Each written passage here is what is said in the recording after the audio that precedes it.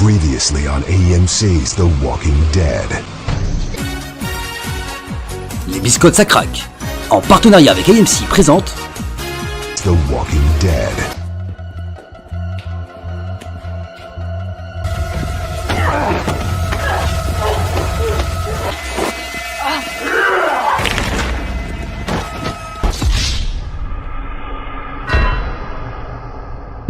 Oh, Laura.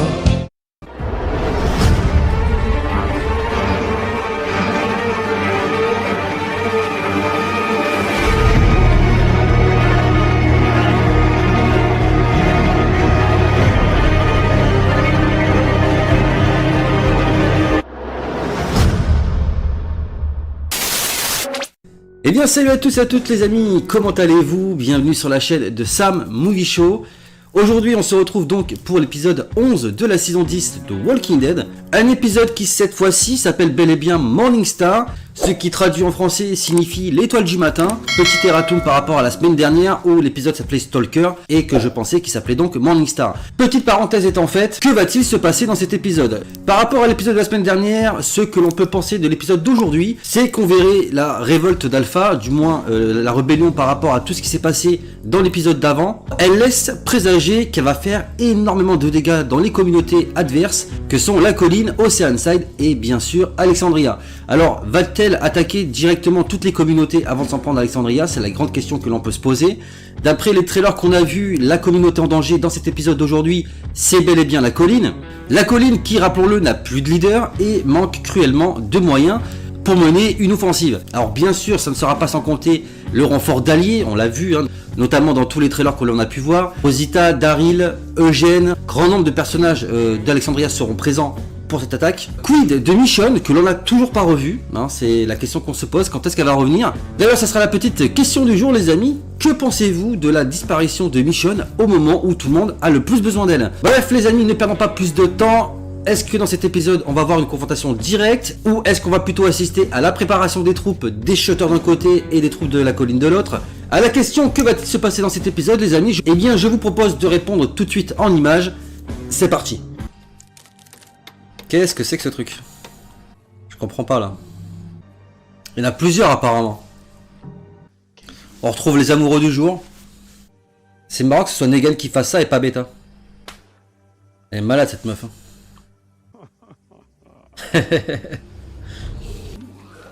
Et Beta il fait flipper quand même. Alpha aussi ceci dit. Ah gueule du machin quoi. Oh Negan! Ah vilain côtier. Oh le masque de Negan il fait flipper aussi. Bah ils l'ont bien trouvé quoi. Ah mais c'est vrai qu'il y avait elle aussi. Ouais Stéphanie. On avait presque oublié qu'elle était là elle. C'est quand même hallucinant. Est-ce qu'on va finir par savoir qui elle est? Mais moi je pense qu'elle a vraiment un lien avec le Commonwealth. Je me demande comment elle va être accueillie gamin. En sachant que c'est une chuchoteuse. Ah, lui c'est normal qu'il ait la haine. Ils ont quand même décapité sa femme à lui. Et Henry aussi, c'est lui qui s'en occupait à la base. Le plan est assez sympa là. On sait où est Carol maintenant. J'aime bien le plan, comment il est là. Ça fait plaisir de les revoir tous les deux ensemble. Ah donc eux ils vont partir à la recherche de Connie et de Magna. Après tout Reno dit qu'ils sont morts en fait. Mama is coming. C'est tellement Game of Thrones ça. Et Rosita qui a tout découvrir. Fou. Eugène va pas être content. Il est pas content Eugène. Comment il a renvoyé chez Rosita? Moi je me demande quel est le but de Negan là-dedans. Alors qui est leader maintenant à la colline? Ça m'a tout l'air d'être Earl là pour l'instant. C'est bien Judith ça. Oh stylé RJ. Il a le même blouson que Daryl. Ah ouais ça c'est du Negan tout craché ça. Rappelez-vous la saison 6. Ah ouais c'est... C'est inégal à tous les niveaux là. D'où le fait que je comprenne pas le plan de Negan en fait. Ça me fait tellement passer un Game of Thrones. Ah Carol va tout voir. Elle va savoir qu'il a un cancer. Ça me fait tellement chier pour Ezekiel en vrai. Il mérite pas de finir comme ça quoi. Ah il va lui casser les couilles lui. Je comprends Alden mais bon voilà quoi. Putain mais sérieux quoi. Ezekiel il est en mode tu sais fume sa clope et tout tu sais. Alors heureuse. Moi je trouve que Jane irait bien avec Rosita. Ah, attention les amis. Le dénouement tant attendu. Le fameux baiser du trailer les amis. Non. Il le fait pas? Ah putain Eugène. Alors là je comprends pas Eugène là. C'est ce qu'il a toujours voulu pourtant. Hein. Ah là là là là putain. Il est amoureux de la meuf de la radio. C'est forcément ça. Lydia me fait vraiment de la peine. Hein. Ça pue ça. Vraiment. Encore une fois, Game of Thrones les gars. The Hall is coming. C'est sûr il est amoureux d'elle, sûr. Il lui a donné... Elle lui a donné rendez-vous. On va enfin savoir qui elle est. Ça c'est génial putain. Ah, intéressant. Ils vont enfin peut-être discuter ensemble. Ah, Daryl il est pas con hein. Ah ça fait plaisir. J'adore tellement Judith. Ah la fameuse veste. Eh stylé. Ah la famille Green. Ah putain Glenn.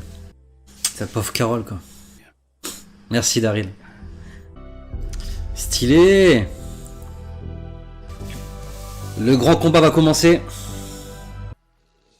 Ah, ça se précise. Ah Thierry.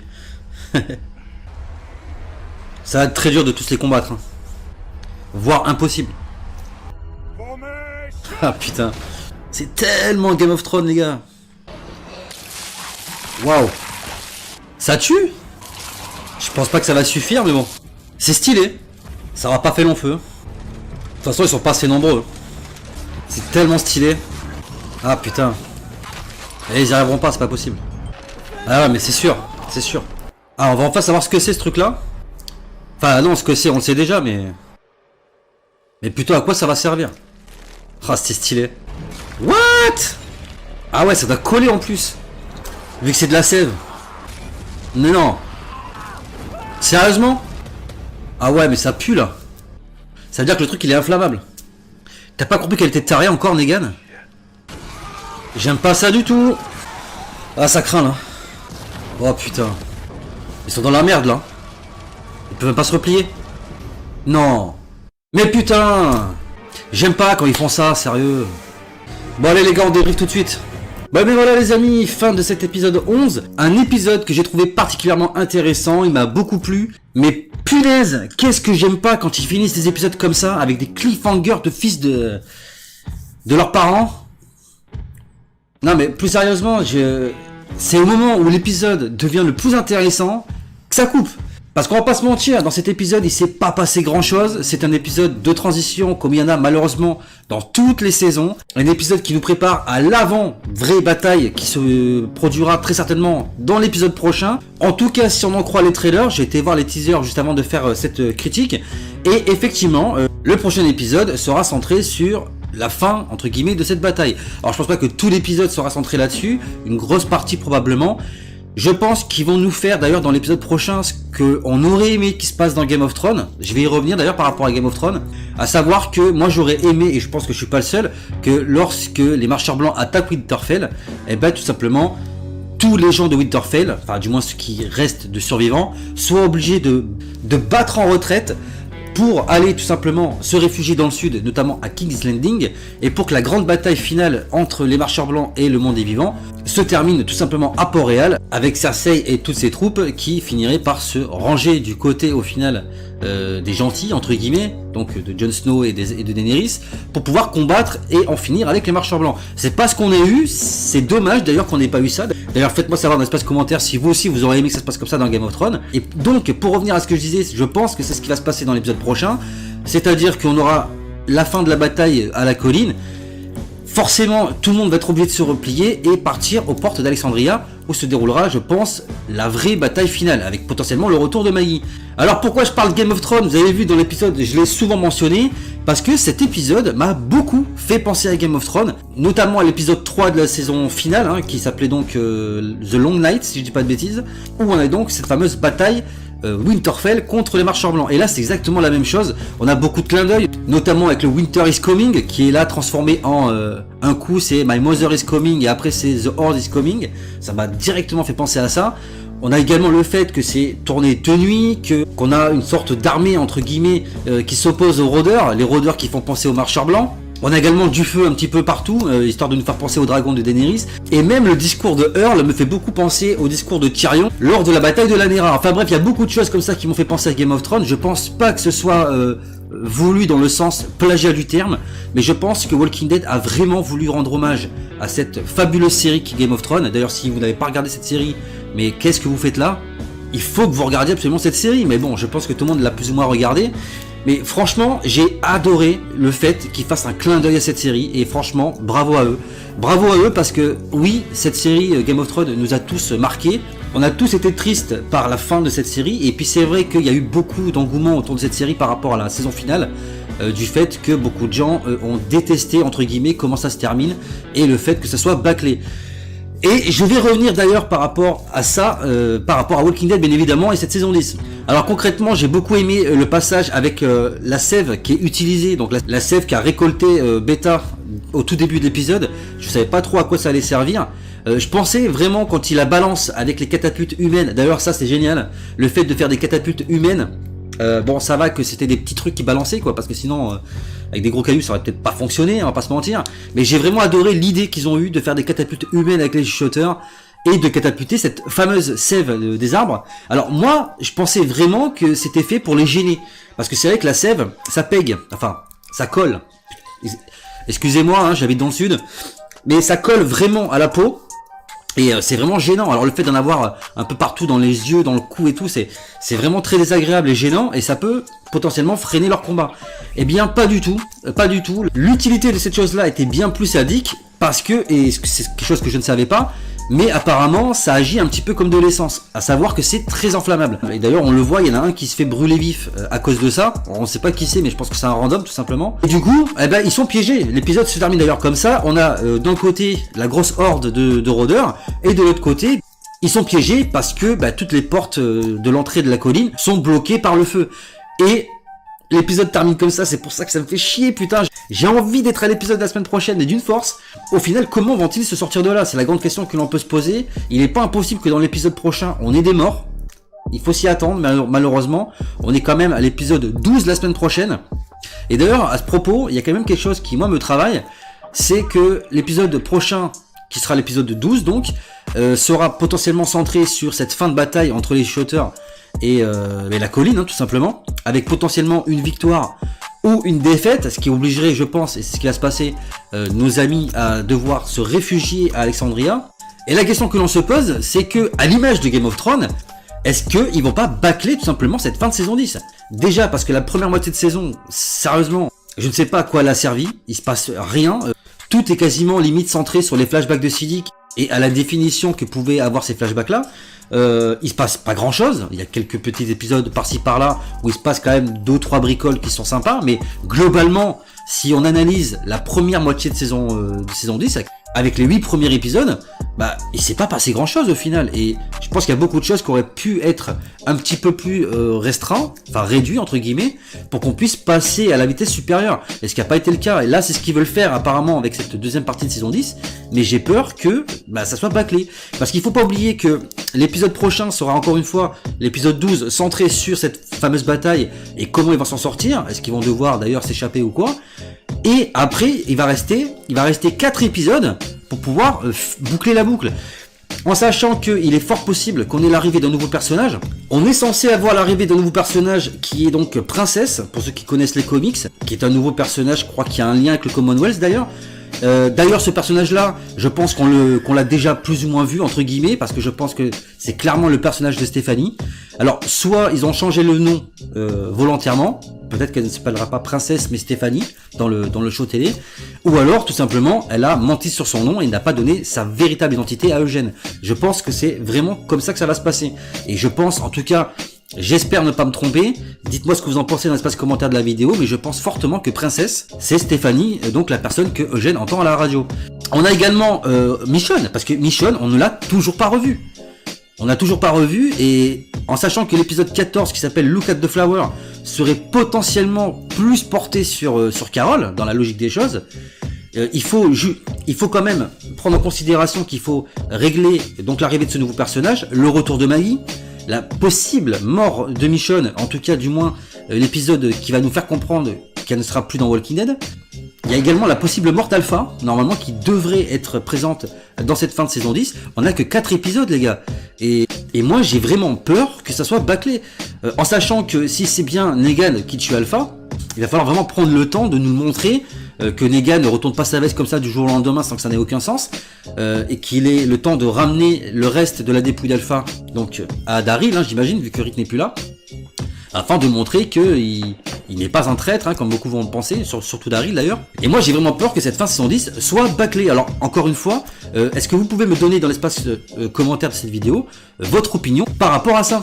Alors sinon, vu que je parlais de Stéphanie, franchement, Stéphanie, je me rappelais même plus qu'elle existait, et ça je trouve ça vraiment dommage, parce que ça a été le gros cliffhanger au final de cette saison 9, et de toute la saison 10, je crois que c'est la première fois que l'on revoit vraiment Eugène parler à la radio avec elle, enfin à moins que ça m'a échappé, parce que le problème c'est ça, c'est que c'est possible qu'il ait déjà parlé avec elle au cours de cette saison 10, mais comme ça n'arrive quasiment jamais, et que ce personnage-là est quand même censé être important, je l'ai complètement zappé de ma tête, et c'est grave en fait, c'est grave. C'est-à-dire que c'est en voyant l'épisode avec Eugène aujourd'hui que je me suis dit, ah mais oui c'est vrai qu'elle est là elle. Enfin tout ça c'est pour revenir au final au fait que la première partie de saison 10, il y avait des choses plus intéressantes je pense qu'on aurait pu mettre en avant. Et c'est un peu dommage. D'ailleurs pour finir avec l'arc Stéphanie de la radio, je pense clairement que Eugène commence à tomber amoureux d'elle. D'ailleurs je pense que c'est plus ou moins ce qu'il a insinué à Rosita lorsqu'ils ont failli s'embrasser.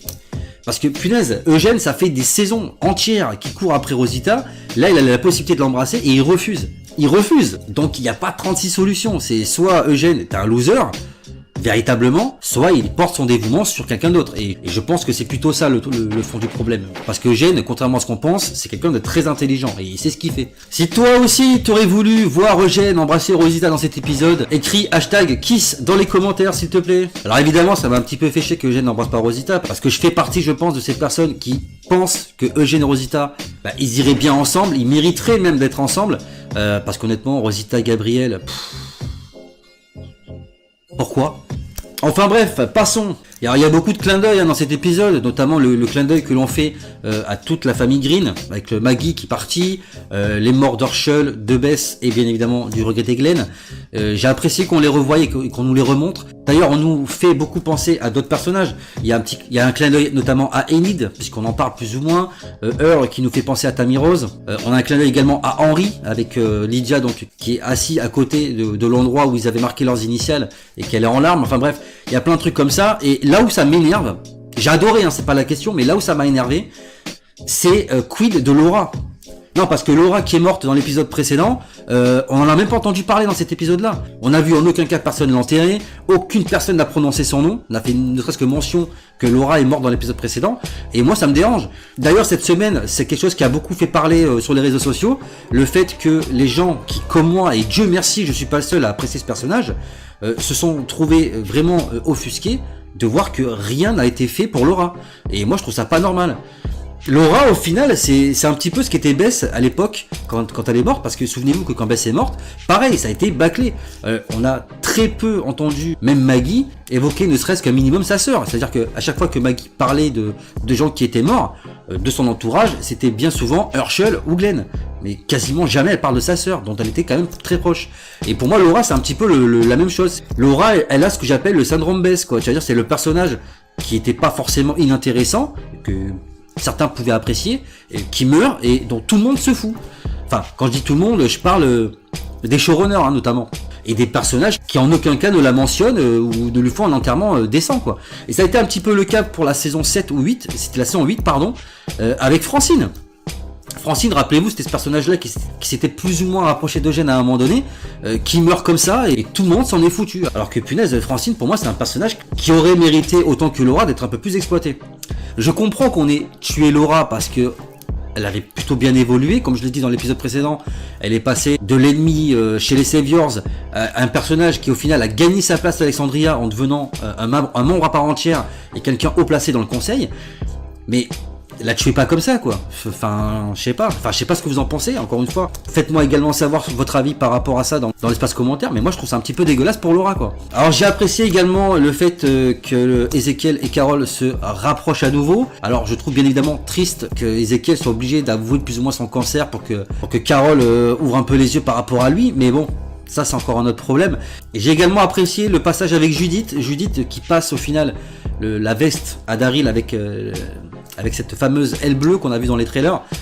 J'apprécie beaucoup ce personnage de Judith. Je pense que Judith est un personnage qui arrive malheureusement trop tard dans Walking Dead parce que je pense pas qu'on aura le temps de beaucoup voir son évolution. Je pense que peut-être à la fin de la série on la verra une fois grande, voir un petit peu ce qu'elle est devenue. Mais je pense que Judith est un personnage qui mériterait d'avoir son spin-off. Et j'en parlerai dans une vidéo prochaine, que je vous tease depuis des semaines maintenant, où je vous ai évoqué le fait de parler d'une vidéo spéciale sur les potentiels spin-off de la série qui selon moi devraient être adaptés à l'écran et qui seraient selon moi les meilleurs. Mais je pense que Judith fait partie de ces personnages-là qu'on mériterait de voir un peu plus dans la série, mais qui malheureusement arrive quand celle-ci est aux portes de sa fin, tout simplement.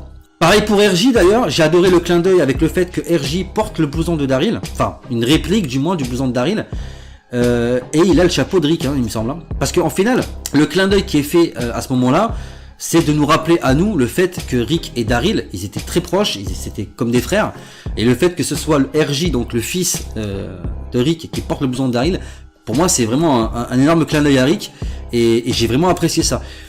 Enfin bref les amis, je vais pas épiloguer pendant 150 ans parce que c'est vrai que dans cet épisode il n'y a pas eu non plus énormément de choses à raconter, il y a beaucoup de choses intéressantes notamment par rapport au clin d'œil etc. Et après je terminerai bien évidemment avec le plan de Negan, parce qu'au final je ne sais pas à quoi joue Negan, parce que au final dans sa façon d'être espion, je trouve qu'il va un petit peu loin, c'est à dire que dans l'épisode précédent il avait plus ou moins dénoncé Gamma, risquant sa mort tout simplement, alors que Gamma c'est plus ou moins devenu une alliée maintenant. Il attaque la colline avec Alpha etc, en sachant qu'il y a quand même Judith à l'intérieur. Enfin il sait peut-être pas forcément que Judith est là, mais là je veux dire au bout d'un moment il apprécie Judith, il apprécie Lydia, je vois pas pourquoi il se retournerait contre eux et pourquoi il risquerait d'attaquer toutes ces communautés là en sachant qu'à la fin des personnes que lui apprécie pourraient y laisser leur vie. Donc je sais pas vraiment quels sont les plans de Negan. J'espère qu'il va mettre un terme à Alpha assez rapidement avant qu'il ne fasse des choses où il n'y aurait peut-être pas forcément de retour en arrière possible pour lui. Et je pense, pour revenir à la vidéo, et ce sera la conclusion de cette vidéo là, pour revenir à la vidéo que j'avais faite en disant qui va tuer Alpha, pour moi je pense que c'est clairement Negan qui va le faire, parce qu'il n'a pas tellement le choix.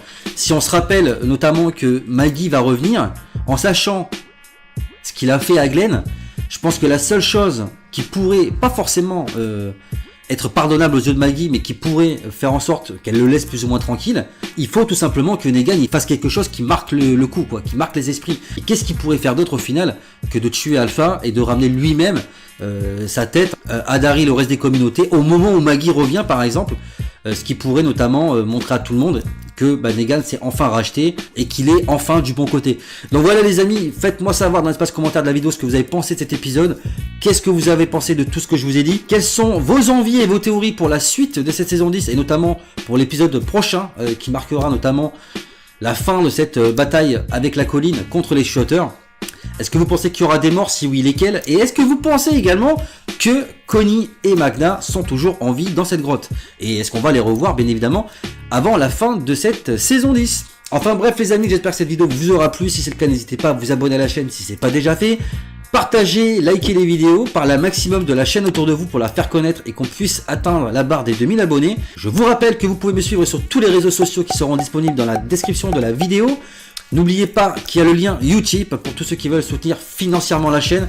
N'hésitez pas à aller voir sur ma page et à soutenir si le cœur vous en dit. Le lien vers ce Utip est également disponible dans la description de la vidéo. Et n'oubliez pas bien entendu d'actionner la cloche des notifications pour ne pas rater les prochaines sorties vidéo sur la chaîne. Et quant à moi les amis, il ne me reste plus qu'à vous laisser. Je vous dis à la semaine prochaine pour l'épisode 12. A très bientôt pour de prochaines vidéos sur la chaîne. D'ici là, portez-vous bien. Prenez soin de vous et des autres. À la prochaine. Big up.